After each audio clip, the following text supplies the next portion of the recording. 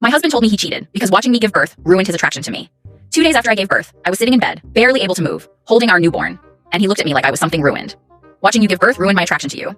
Just like that, like he was doing me a favor by being honest. Then he added, "You're not sexual to me anymore. I saw things come out of you that I can't unsee. You're like a medical patient now." I had just given him a child. While I was still bleeding, exhausted, trying to figure out how to keep a newborn alive on no sleep, he had already started sleeping with someone else. I found out 3 weeks later. He told her everything. How disgusted he felt. How my body had changed. How he couldn't look at me the same way anymore. When I confronted him, he didn't deny it. He just shrugged and said, "It's not personal. Male biology isn't designed to witness birth. It kills attraction." I actually looked it up later. There was no research. He made it up to sound scientific about being a terrible person. After that, he stopped hiding anything. He would sit next to me while I was nursing our baby and text her, smiling. Leave to go see her, while I stayed home covered in milk and exhaustion. Then come back and say things like, "You should be grateful I'm being honest." Most men would just leave.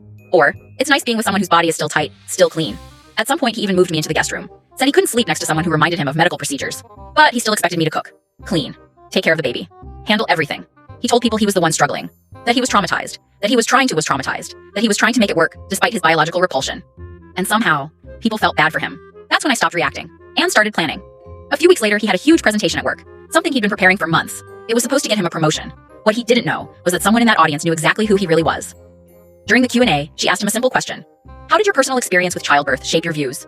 I watched the live stream. He froze. Completely. Because he couldn't say what he really believed. Not in front of everyone. And he couldn't fake it either. That one question cracked everything.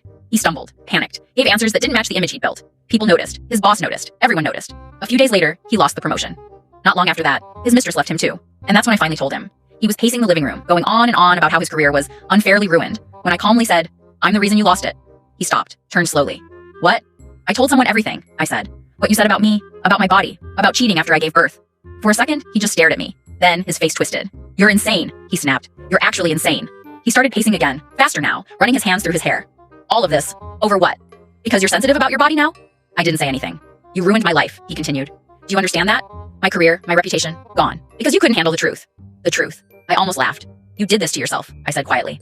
That's when he lost it. He grabbed his keys, shaking with anger. "I can't even look at you," he said. "You've always been like this, dramatic, emotional. Now this is just crazy." He walked to the door, yanked it open, and slammed it so hard the walls shook. The house went completely silent, and for the first time in months, it actually felt peaceful. The next day, I finalized everything. The messages, the proof, the way he treated me after I gave birth. I filed for divorce.